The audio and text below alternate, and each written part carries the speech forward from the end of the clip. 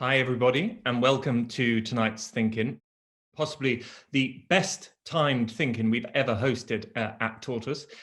Thanks to the gods of scheduling, the Facebook Oversight Board decided to release their decision on Trump today. In fact, only a few hours before this event. So Tortoise may be a slow news site, but in this respect, we are happily first past the post. I am Alexi Mostras, I'm an editor at Tortoise, and today we're going to be talking about the Facebook Board's decision to uphold Facebook's decision to ban Donald Trump for praising the violence that occurred on January the 5th at the US Capitol.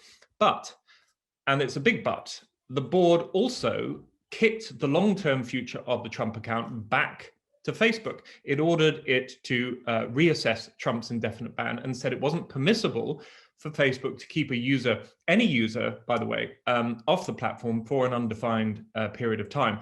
Someone on Twitter said the board had outlawed Facebook's version of Guantanamo Bay. So there's a specific question about that decision. Was it appropriate? Was it a non-decision? Was it proportional? Did the board get it right or shirk its responsibilities? But there's a wider question too about the board itself, about what sort of organization we want deciding what online content stays up on the internet and what gets removed. And that's not just a question for Facebook, but one that every social media and most governments are grappling with. So tonight, to talk us through this moral, social and legal morass, we've got three brilliant speakers. Baroness Nikki Morgan, who many of you will know, former Education Secretary, former Minister for Women and Equality, and most recently, the Secretary of State for Digital Culture, Media and Sport. She only left that post in February of last year. Dr. Heidi Beirich is a member of the real Facebook Oversight Board. I've always loved the slight passive-aggressive nature of that title. And she's the co-founder of the Global Project Against Hate and Extremism. And Poppy Wood, a senior advisor at Reset, an organization set up to reset the internet for democracy, and also for 2 years, an advisor in Downing Street on tech policy. So we're excited to hear from them, but as ever in Thinkins, we're equally excited to hear from you. The aim of the Thinkin is not just to listen to a panel, but to contribute, to participate. And the idea is that at the end of the hour, you'll come to, or we'll all come to, a clearer understanding of a difficult topic. So please tonight, don't just sit there quietly. Well, you can if you want to, but we'd love you to tell us your views about Trump. Was Facebook right to ban him? More broadly as well, who should be the arbiter of what we consume online? Type your thoughts into the chat. My colleague Phoebe is running, oh no, it's Zav. My colleague Zav is running the chat. You should type any comments and he'll pick them up, or you can raise your blue hand and I'll know to bring you into the conversation. So at any time, do either of those two things and we want to get you involved. Okay, let's get started. Before we talk about the Trump decision, let's talk about the board itself, because it's a bit of a weird creature. No other social media company has anything similar. So Poppy, can I come to you? Can you just tell us, can you set the framework for this? Can you just tell us what the Facebook Oversight Board is, why it was set up, and how it makes decisions? Sure. So the Facebook Oversight Board was set up by the Facebook executive team. I think the Facebook Oversight Board is now a year old. It launched last May.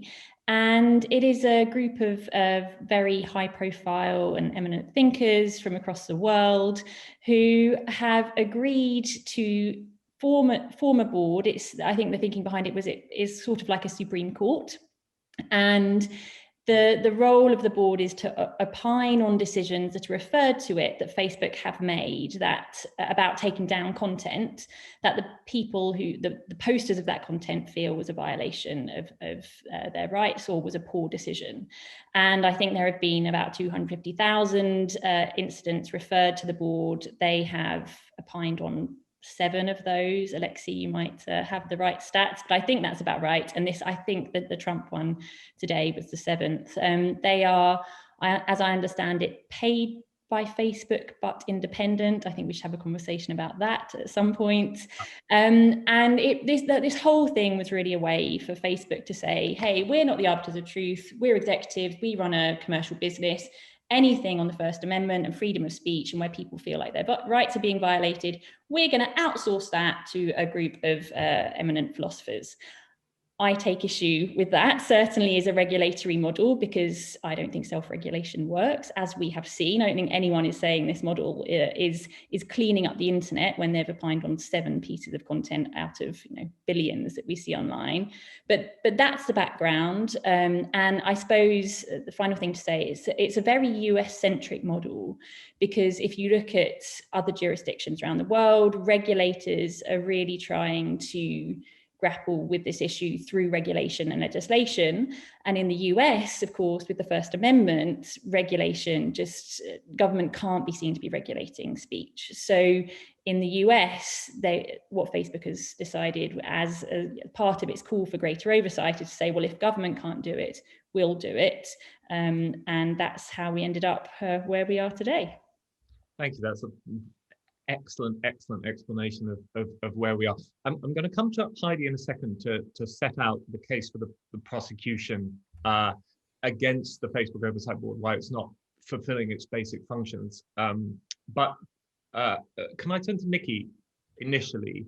You were on the ministerial team, I think, that decided to appoint Ofcom as the regulator, which will enforce the online harms bill, which is currently going through Parliament. It's obviously another method, another model of regulating online content. What do you think of the Facebook board as a method or a mode for self-regulation? Is it a good step in the right direction, or is it just not something we should be thinking about when we've got government regulation as a potential alternative? Well, thank you. And I'm not here to, as you say, Heidi will do a bit about the prosecution, but I think this is a step by Facebook in a direction of realizing that they are accountable for content. But I think, as Poppy has set out very clearly, I think self-regulation is completely inadequate in these circumstances. And you do need a regulator, whether it's an Ofcom or whether it's somebody else. I mean, we debated, so firstly, Alex, the online harms bill hasn't even started going through Parliament yet. I think a combination of COVID and the challenges around the balancing of debates in the government around balancing free speech, freedom of expression, but also the need to, I firmly believe there's a need to regulate legal but harmful material as much as there's a need to regulate illegal content. But these will be big decisions, and it will be a huge thing, I think, when Parliament does finally get to start debating it. And when we looked at regulators, we did debate whether there should be a new regulator set up for these purposes of looking at online content, or whether it would be better to have an existing regulator who might not regulate exactly in this space, but is able to draw on their experience. And of course, Ofcom, is the broadcasting regulator and has recently taken over responsibility regulation around the BBC as well. And so I think they do have the capabilities. My hunch is that potentially one day we might end up with a separate sort of internet regulator. But I think it's right that Ofcom should be in the lead on this. And I think, for the reasons, we'll come on to, I'm sure. Firstly, I think Poppy used the word outsourcing of accountability regulation. She's completely right. And I think outsourcing is Facebook, it is a step, as I say, but outsourcing of accountability is never a very good idea. And the question is, who should be accountable for content on a platform? The remit of the Oversight Board talks about the applying of values. Whose values are these? This is the reason why self-regulation, I think, is not the model to pursue. Ultimately, this is a question for society, for Parliament, MPs, peers, representatives, others, all of us to debate what we think is acceptable. At the moment, Facebook are very much applying their own values, and that's what they want the Oversight Board to apply. You mentioned that that outsourcing of these sort of decisions is something that's problematic. Given that in America and actually in the UK, there is no overriding regulation now that will govern the sort of thing that Trump did on January the 6th. Would you have preferred Facebook to decide itself what to do with Trump and not to refer it on to an independent board? Well, so I think the thing is that I personally don't think the executive team at Facebook or any organisation can or should be able to outsource accountability for what their organisation is up to. And I think one of the clear parallels is, for example, what happens in the financial services industry, where, and of course, different regimes in different countries. In the UK, we have the senior managers regime now as a result of the financial crisis.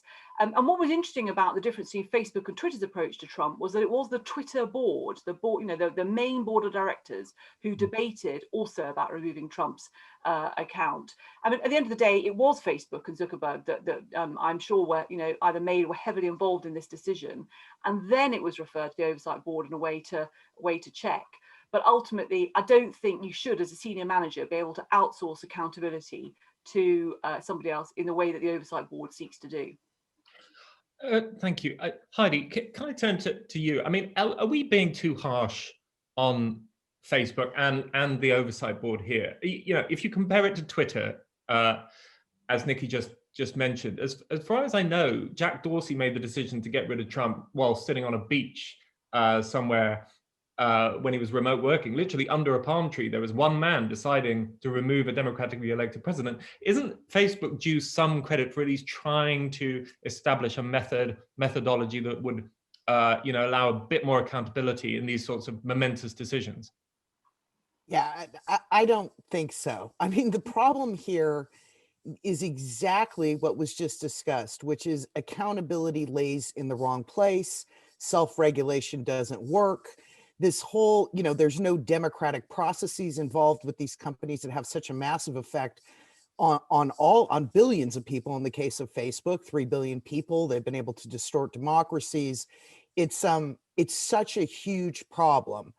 And in the United States, we have this odd situation that makes us actually an outlier, which is something that's troubling with the overrepresentation, I think, of Americans on this oversight board, among other things.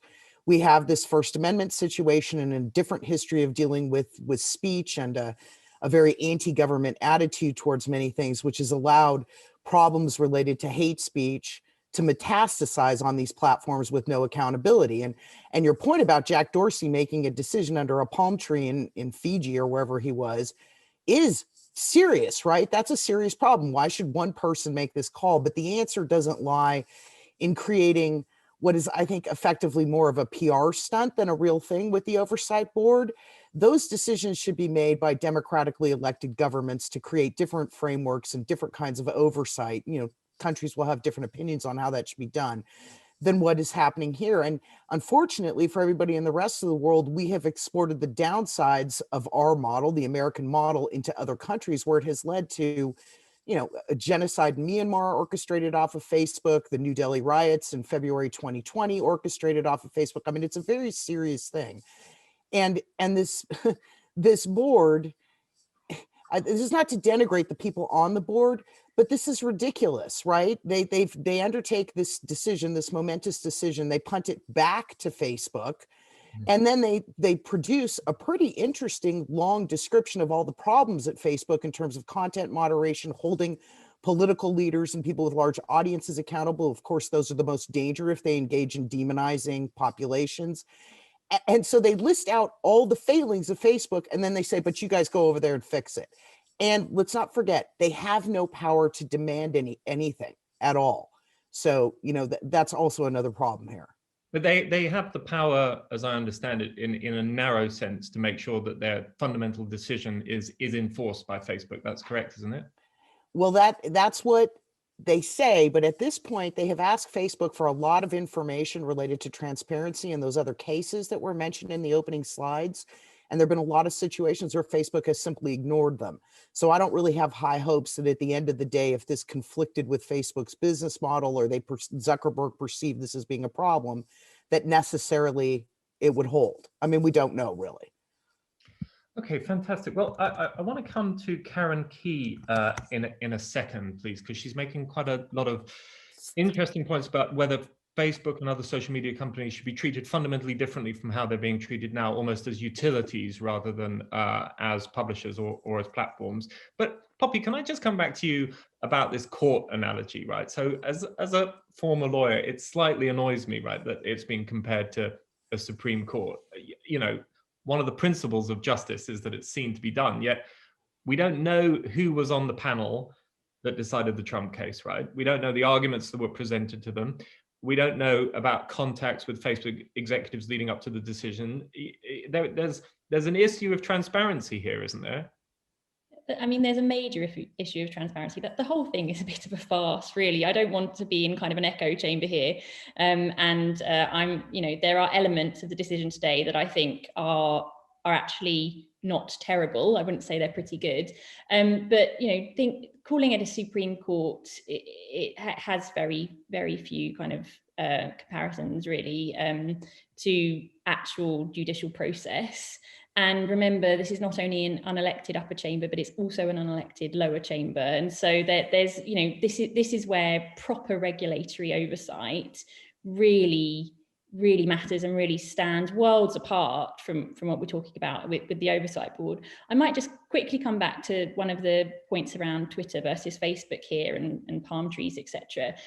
Very early on, when it was obvious during the pandemic that President Trump and other leaders and other public figures were spreading disinformation around COVID, Twitter made some quite interesting design interventions around slowing the spread of that information. And it put kind of interstitials in the way, it grayed things out, said, if you're going to look at this, just remember that, look at the CDC, look at the WHO, same kind of thing around Black Lives Matters, same kind of thing around the election. And Facebook did nothing for a really, really long time. And I don't want to absolve Twitter of responsibility from lots of things, but they understood really early that this was about spread and this was about reach, and that they had a role in intervening and reducing both of those things in order to save lives. I mean, it sounds kind of far-fetched in many ways, but really in a pandemic and when presidential content incites insurrection, we are talking about saving lives. And Twitter understood that they had a role in avoiding that, and ultimately in the end just decided to remove Trump permanently. So yes, palm trees, and yes, it's undemocratic and it shouldn't be with one man, but they got ahead of it much earlier than other platforms. And I think Facebook, it was almost too much too late with Facebook. They just decided, right, we're going to pull the rug and or pull the plug, whichever one it is. And the oversight board has understood that wasn't the right way round. So he's asking them to address some of the systemic issues as well, which is really important. I think that's really interesting. And actually this idea that there's a difference, as I think you've spoken about before, between freedom of speech and freedom of reach is a really fascinating one. And I wonder whether it's part of the way to square the circle between allowing political leaders to participate, but not in a way that's harmful. And did you see, Poppy, that in the Facebook board's decision, they recommended that Facebook develop mechanisms to avoid amplifying speech that risks imminent violence rather than banning the speech altogether? Did you see that? And do you think that they should be given some credit for it? Yes, I think they should. I think a lot of people on the oversight board understand the real problem. They understand that it's about systems. Alan Rusbridger, who's on the oversight board, former editor of the Guardian, has spoken about the board needing to have information transparency about the algorithms. They get it. I really think they do get it, but they're bought into this kind of farce. What I hope is that they will start to change things, but it's going to be so slow. They're a year old. I've been told now it's the 10th decision in 12 months. And it's just the tip of the iceberg in terms of what we're dealing with about the content. So I think they get it, but it's, at this pace, nothing's going to change it in the time frame that we really need it to. Okay, let's bring in Karen, if we could, to talk about how these platforms should really be seen. Karen, are you yeah. Hi. Hi. Can you hear me okay? Yeah, absolutely. Please make your point. So,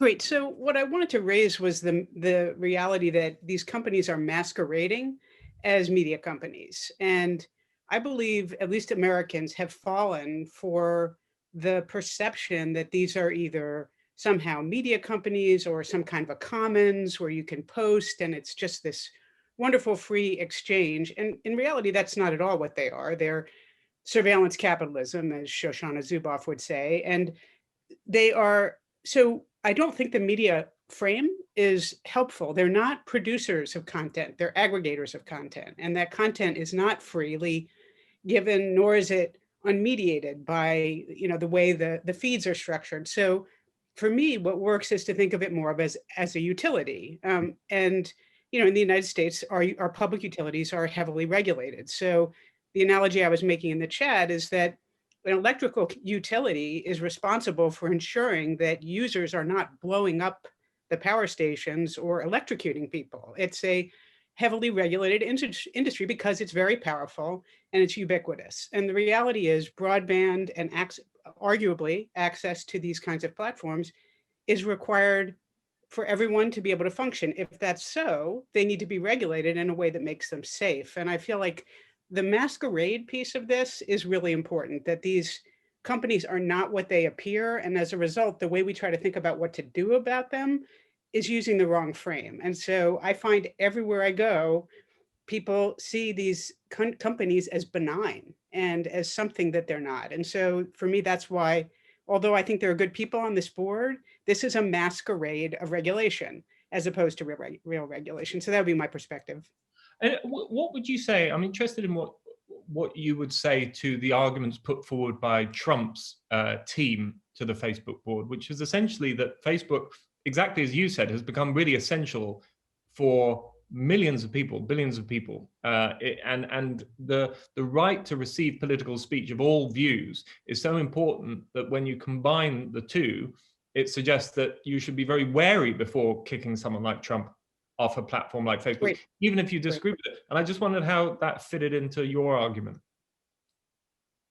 So access to water and electrical power is also a necessity, but it's not unregulated. And it's not true that you can do anything and everything and still have access to those utilities. So I think it's a false argument, and it's meant to distract us from what's really going on here. And, as I said in the chat, the 45th president is directly responsible for many deaths. And I think that's very serious, that we have not just the COVID deaths, which are extraordinary, but we have massacres that you can trace to the speech that comes from him and his administration. And at that point, they are irresponsible in their use of a utility. And if that's the case, you don't have unfettered access to a powerful utility. And I think that's what's wrong with that argument from my perspective.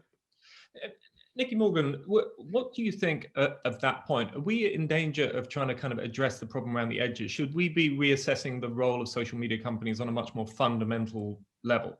I think Karen makes a really interesting point. And I mean, certainly, in terms of the need for regulation, and I think as Poppy's talked about, the reach of Facebook. I think that the ordinary user divides into several categories, but there's no doubt some people don't see the harm, they don't understand anything to do with algorithms, they don't see that they're only served up content that they, is based on other content that they've either liked or looked at and like that.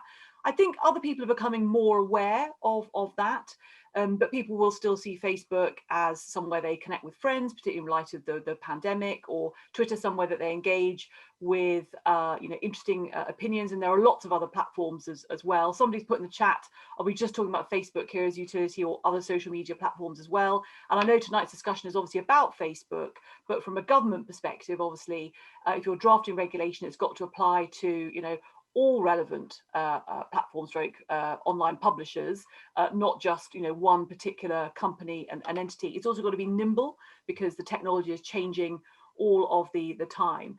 But I think so Karen's analogy, I think, goes so far, but one of the challenges for governments, and the reason I think governments have been slow probably globally to work out that these companies do need to be regulated or checked.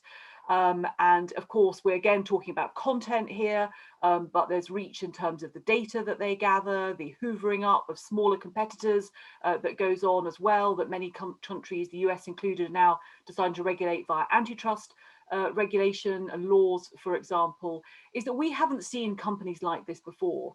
And so I think where the utility analogy stops is that we're not just talking about the pipes or the fiber, that we would be in the case of broadband or water or electricity, the cables. We are also talking about the water content itself, or the quality of the electricity, or the speed of the broadband when we're talking about content. So these companies are doing lots of, they're not just connecting people, they haven't got reach, it's also about the content. And that's where the UK has decided that regulating the content is the first big step, subject to many different difficulties and caveats. Well, while we've got the camera on you, Nikki, can I ask you direct what you think of the Trump decision? Because on the one hand, you've got regulators like Margaret Vestager saying that Facebook was right to ban Trump. On the other hand, you've got Liberal Democrat politicians like Angela Merkel expressing concern. So where do you come on the issue? Look, I think in light of the specific instances and what he'd said and the posts and everything else, and they go through obviously in the decision, the detail of all that, I think they absolutely made the right decision to ban Trump. But I think inevitably, and I think as the Oversight Board are sort of trying to get to, it is an extraordinary thing to ban a then sitting US president from a huge social media platform. So these things shouldn't be undertaken lightly. I actually think the Oversight Board have been quite canny in putting some of this back to, and this goes back to where we started about outsourcing, I think putting it back to the executive team and saying, yeah, we support you on this decision, but actually there's more that you need to be thinking about, and here it is, I think is the right way to go. And that's what makes it different from obviously being a court where they wouldn't sort of say, oh, by the way, back to you to carry on making further decisions and think about it. So, but as we discussed before, I think the whole thing is it's going to have to be underpinned by government regulation in some form. Yeah, and do you think that argument has been weakened at all if you accept that this decision has a kind of strong logical basis? In other words, if the board has kind of cemented its reputation for quite nuanced thinking, fundamentally coming up with the right decision, but kicking back some stuff to Facebook in a way that you, I think is appropriate, doesn't that show that maybe there is an argument for retaining that sort of regulation and not interfering at the governmental level? No, I don't. I mean, I think ultimately, as I think it was Heidi was saying, that ultimately, democratic governments and the way that we accept in democratic countries that governments will legislate on all sorts of different areas and will decide what should be criminalised, where sanctions should be applied, whether civil law is going to apply. And going back again to what Karen was saying, I think that it's long overdue in the case of these social media platforms, as they become publishers and tech companies.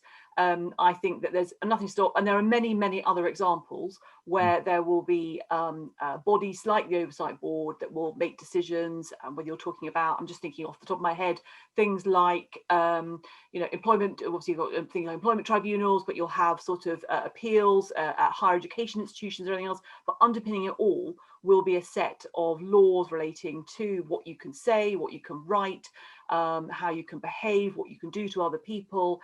And I think the time has more than come for all of those laws to apply to social media publishers, in an appropriate way. But they will have to be tweaked because, I mean, these are, as I say, different companies from what we've seen before. Thank you. Okay, well, let's get to a fun interlude. We're going to have a poll, if we can do it, that will ask everyone on the chat to vote one of three ways. Wait, hold on. Is this one of three ways? Okay, question one.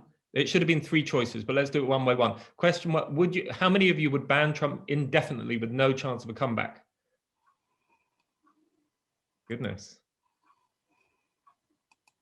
A slim majority in favor of yes. Okay.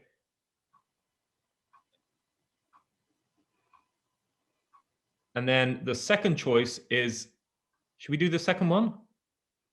Sorry, I thought we were going to have one poll with three questions, but let's. Okay, this is the second choice. You can ban Trump, but you can require Facebook to reassess after 6 months, which is essentially, do you support the Oversight Board's decision?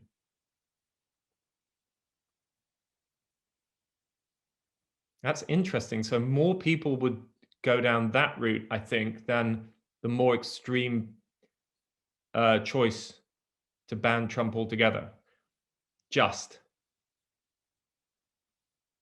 Okay, should we have the last choice?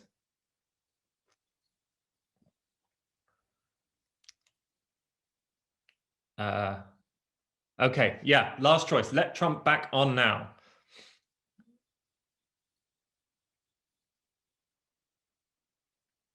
Okay. Okay, that's interesting. So it seems like, from a narrow perspective, most people on the call agree with the Oversight Board's decision, but perhaps have reservations about how the decision was arrived at, or the position of the Oversight Board in the wider regulatory context. Let's come to two people on either sides of the debate now in the chat, and then come back to Heidi, who can set out a few more of her views, if that's okay. Can we come to Andrew Girdwood, please? A Tortoise regular. And Andrew, what do you think about all this? Do you think that that Facebook is being treated unfairly? I think Facebook has been treated harshly, but possibly not unfairly. So I wrestle with this one, and I'm not sure I'm on the different side. I think I have come around to the point of view that Facebook should be treated as a utility, and I think that's unfair. I think they've been punished for being innovative and being successful. But just as you could argue, the power utilities, the invention of electricity got to the point where it became so important, it became essential. Sorry, people who got there first. Governments now need to intervene. It feels harsh, but I think it's fair. Where I do disagree, though, is I think it's very hard to define social media. It's Facebook's reach. The fact that I can share online, I argue, does not make me a social media company. I can write people a whole bunch of emails. Does that mean the government get to regulate what I say? And SMT protocol is publicly open.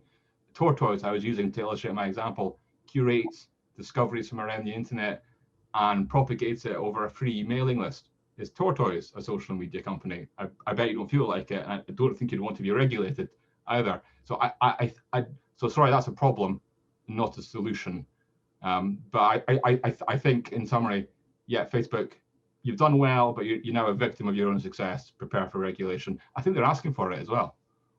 And I think, Andrew, do you, to your point about defining a social media company, I think the Online Harms Bill only applies or differentiates between companies according to size, and only applies its most strict regulations to the largest companies. Is that not an easy way to solve your problem? No, that's a horrible way. Absolutely horrible, because now Facebook are financially, or others are financially motivated to say, you can't come in because you're not valuable enough for me. So it's you've created a two-tier internet, which we've fought so long to resist and to avoid, and it's going to, but which is a nightmare scenario. Okay, let's turn to Pauline LJ, if we can. Pauline, are you around? Yeah. There you are. Hey, give us your point of view. My point of view was just to do Trump, sorry, which is he and people like him have got lots and lots and lots of platforms. I don't see any good reason why he shouldn't go and find another one. This is, we choose who to protect, and we, for some reason, choose to protect somebody who is a huge danger to many, many other people. And I think, maybe it's an issue to do with the evolution of some of our media platforms. This isn't what they intended, but now that these things are happening, they do have to draw it back. There has got to be some kind of responsibility around this. So as far as I'm concerned, Trump's had his time, let some other people have some spaces. He's dangerous, but that's it. Okay, and what do you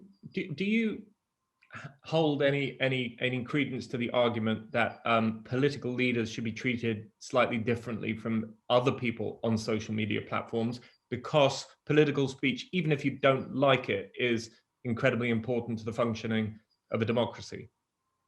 There are lots of different forms of political speech, so you have to have some point at which you actually look at the content and the impact of that speech, even if what you do is give those politicians a little more leeway. But there's no justification, as far as I can see, for just saying purely because it is political speech that it can run. I mean, you know, I'm only going to slightly mention Nigel Farage, you know, within this. There are some people who really shouldn't be given airspace. And just because they are seductive personalities doesn't mean that we should tolerate them. And I think one of the things that happened with Trump is that his personality, the way in which he came across on media, was just as important as what he was saying in terms of giving him space.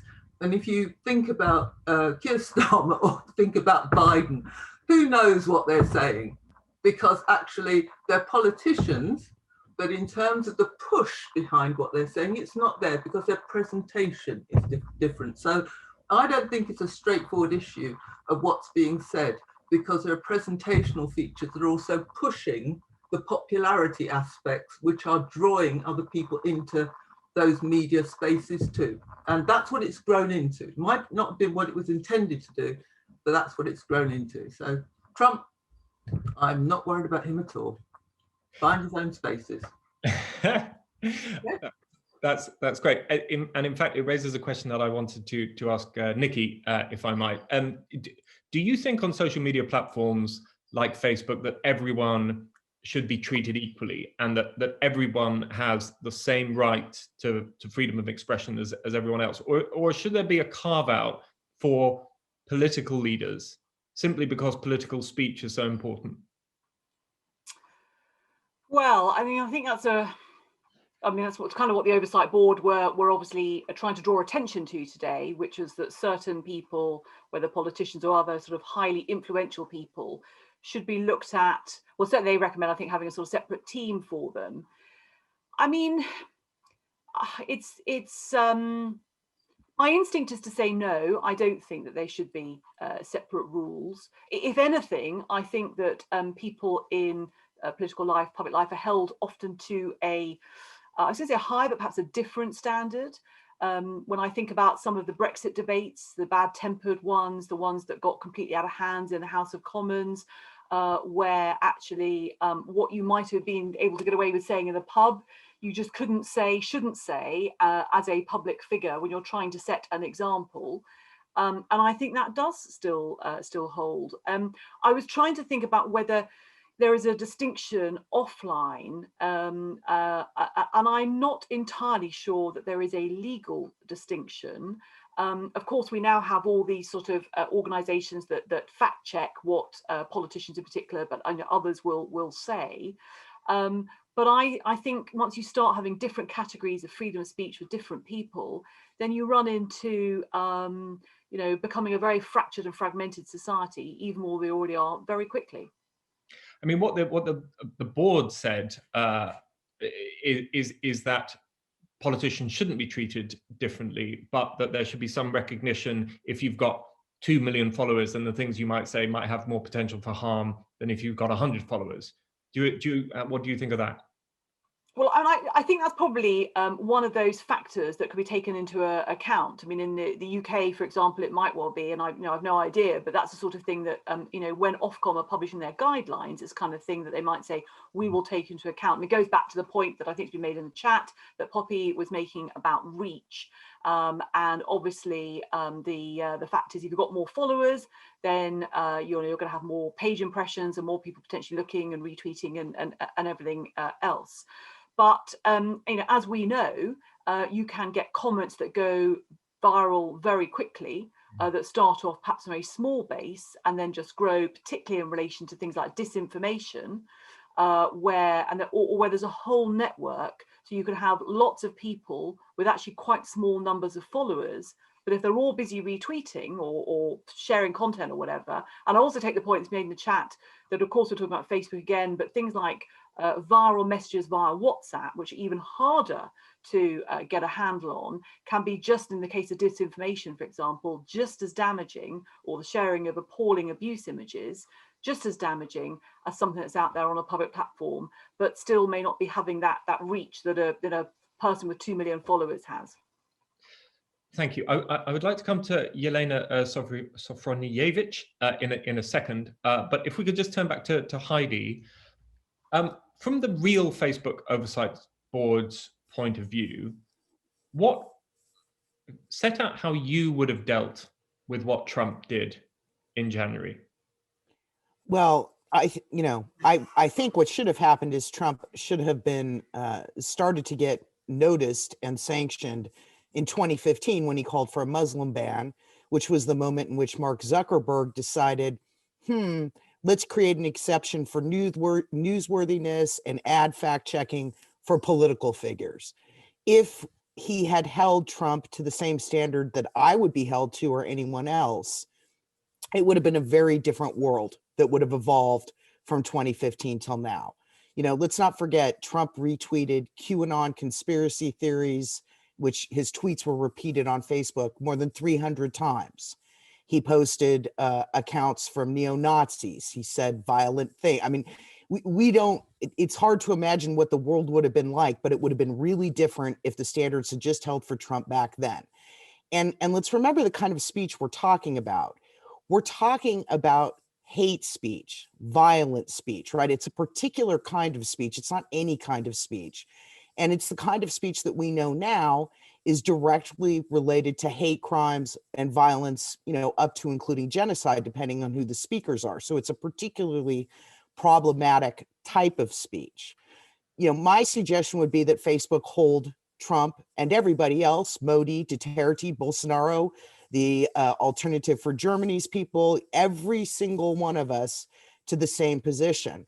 I want to point one thing out. The UN actually has something called, I think it's the Rabat Accords or Agreement. It's mentioned actually in the decision today, which says that politicians should be held to a higher standard when it comes to this kind of speech, that they have more of a responsibility because of their power to mobilize audiences into violence potentially. So that it's not as though we don't have some human rights information out there already and framing around these particular issues. I just want to say one other thing. I like to, I think it's interesting the regulatory frameworks that have been brought up here, and I do agree that something has to change.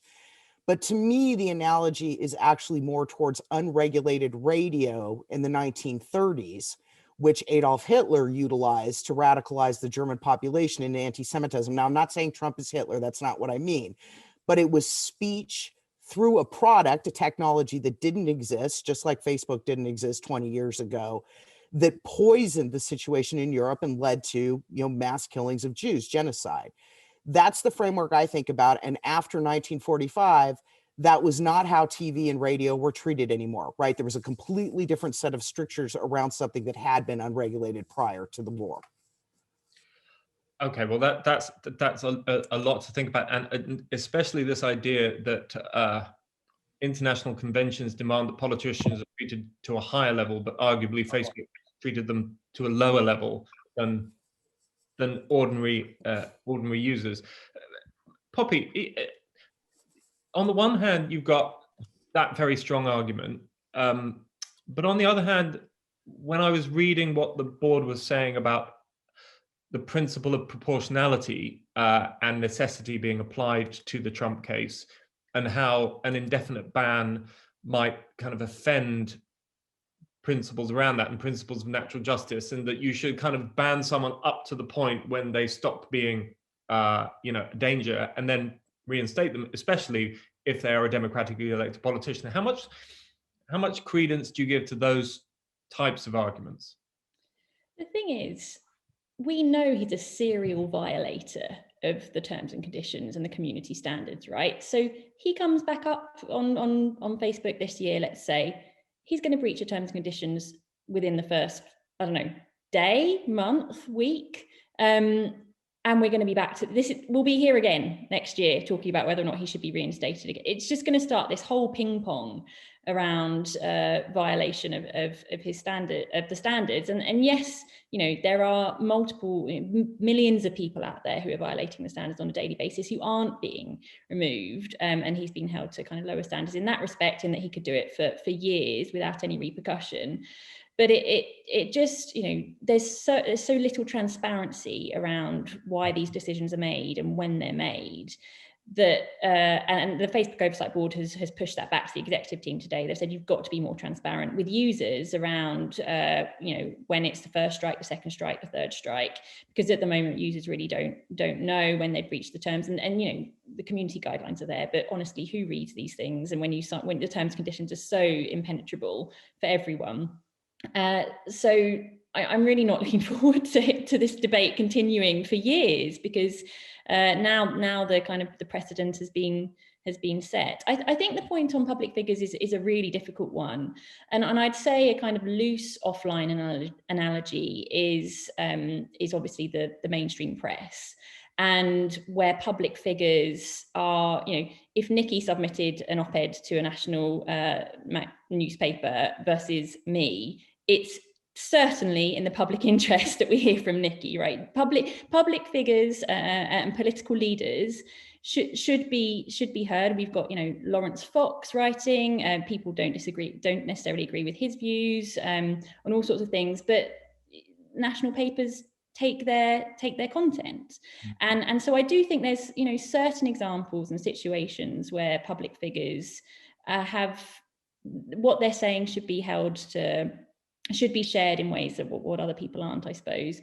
But it's much more difficult online because of the pace, right? And an op-ed is very different from tweets that go viral, and a frictionless system which allowed you to spread things at speed. So I'm not particularly looking forward to Trump being reinstated for lots of reasons. We're going to continue this conversation, and also just the vitriol that is online, that's reported about his content, reported about his capital letter tweets, has it's gone away, and that we're in a much nicer society for it. And so sadly, I think we'll be seeing more of that towards the end of the year.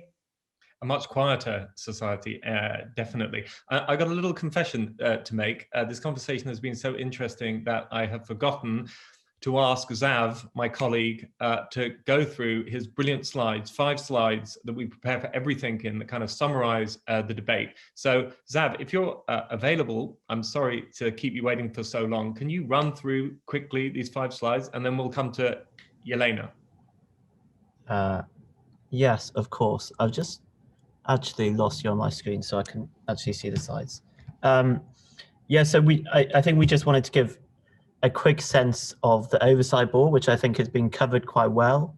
But essentially it was founded in May. There are 20 members whose identities are known. They tend to kind of range across the political spectrum, but when a decision is referred to them to adjudicate, there are 5 members who adjudicate on that decision. They try to come to a kind of simple majority decision. We don't know who those 5 members are, and then they take it back to the full board to make the decision. As I said in the chat earlier, the Trump decision was the 10th decision they'd adjudicated on. Of the previous 9, 6 of them had been overturned, 6 of Facebook decisions, 2 had been upheld, and 1 of them they weren't able to make a decision on. And then if we go to the next slide, if that's okay. So this just wants to kind of, I just kind of want to give a sense of the range of decisions which they've chosen to adjudicate on.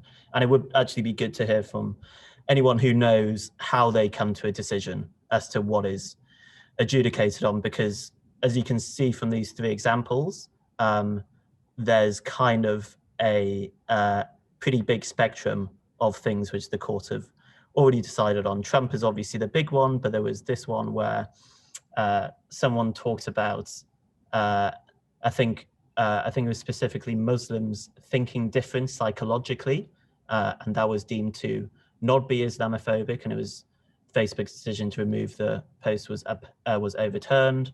But then similarly, there is, for instance, a comment which came out of the Azerbaijan-Armenian conflict, which was designated as correctly labeled as hate speech, and the decision was upheld. So there's not entire clarity as to where that kind of line is between decisions which are upheld and decisions which are overturned.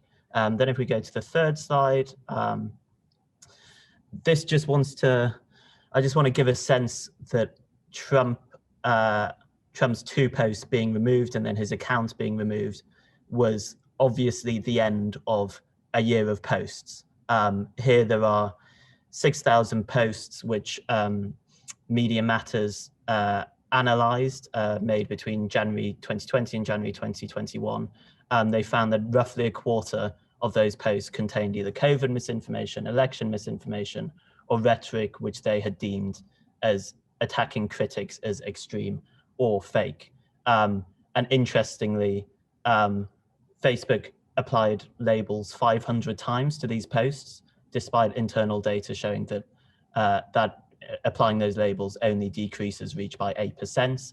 And as well as that, Media Matters found that the posts which contained misinformation or this kind of extreme rhetoric performed much better than posts which didn't. So there was clearly a kind of direct incentive for Trump to keep posting them. And then the last two slides we'll kind of, I think, rush through because we've already kind of covered it.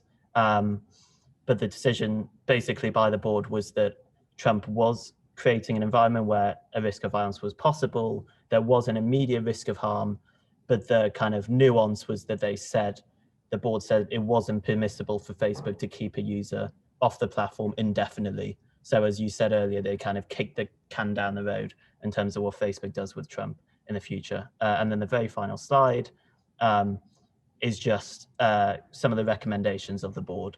I think the specific point which was interesting was that the board noted that it wasn't always useful to draw a distinction between political leaders and other influential users, which seems to be a distinction which Facebook has kind of made in the past.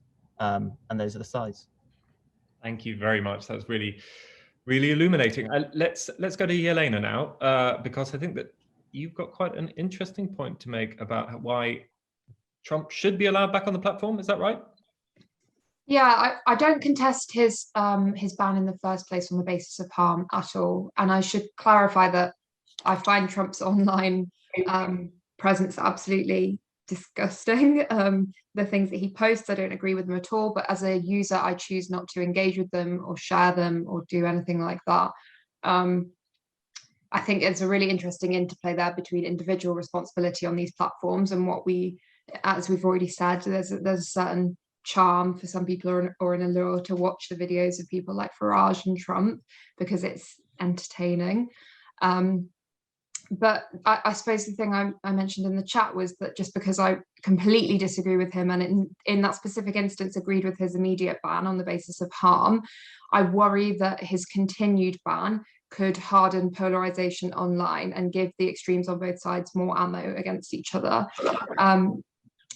And I just think, like Yasmin mentioned it as well, and she talked about a Facebook account not being a right, and I think that's completely true, but I don't think this necessarily really falls into that, because if we're talking about websites that have responsibility to protect their users, to protect them from harm, I think that also includes fostering the kind of online environment that doesn't breed polarization. And yes, Trump's posts have been very polarizing in their content, and his presence in itself is very polarizing, but I worry that now he's able to draw upon a wider group of people who are probably a bit more sympathetic to him because of this continued ban than he would have necessarily done before the ban. So my problem isn't with the ban in the first place. My problem is in that continuing it without, as we've already talked about, there being a clear reason why it's being continued. And I think Poppy's point earlier about this being too little too late is really important, because I think it almost comes off as tokenism. And that's effectively Trump's biggest weapon in this, is that he can point this as another example of the liberal left-wing woke media cancelling him and appeal to a much broader base in doing that. Thank you. That's really, really interesting. Okay, well, we've got 3 minutes to go.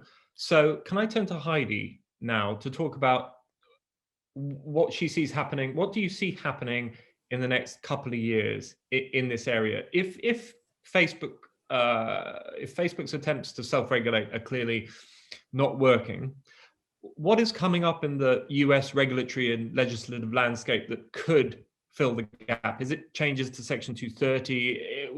Where do you see the solution coming from? You know, I think there's going to be a whole host of changes coming within the US regulatory framework. There are already bills on deck to change Section 230 to, for example, make content that's algorithmically driven or advertising driven, places where the companies themselves move the content and curate the content, to make that fall under civil rights protections here in the United States. That's one example. There's a whole lot of work being done on possible antitrust cases and busting apart these networks. So there's a lot of talk about a regulator, something similar to the Federal Communications Commission that would oversee this. My expectation and what I've heard is that the Biden administration sometime in the next year will have a full technology sort of plan to deal with a whole host of these issues. So my guess is 2 years from now, we'll be looking at a very different landscape in the United States when it comes to the protections afforded under Section 230 to Facebook, Twitter, and whatnot. That said, the conversation is beginning, and it will be difficult because of the way the First Amendment is prized in the United States and viewed in the United States. But the one thing we're not doing anymore that we were before 2017 is saying that good speech will crowd out bad speech and any speech should stay up. That used to be the position before the Charlottesville white riots here. That conversation is over. So I would expect regulation. Exactly how that's going to look, I'm not sure, but something's coming. Thank you so much.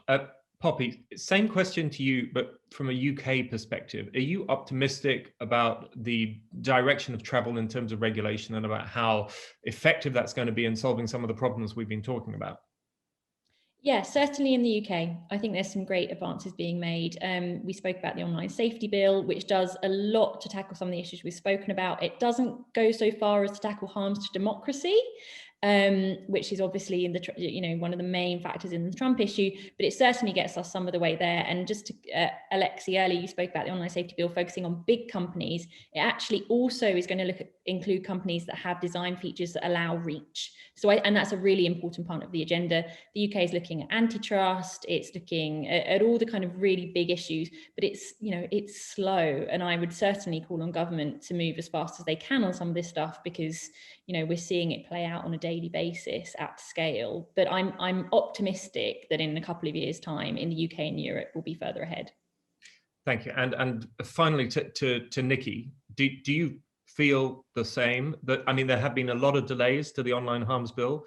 Do you feel we're now getting to a position where we're gearing up for some proper regulation? I mean, I do. I mean, I'll be happier, to be frank, when I actually see the draft of the online harms bill. When I left the department, we were, a long way down that road. A lot has happened in relation, obviously, to COVID, and that's obviously supported things like the need to crack down on disinformation, for example. But I'd like to see the bill. I mean, Poppy and Heidi both mentioned antitrust, so the setting up of the Digital Markets Unit by the Competition and Markets Authority is important.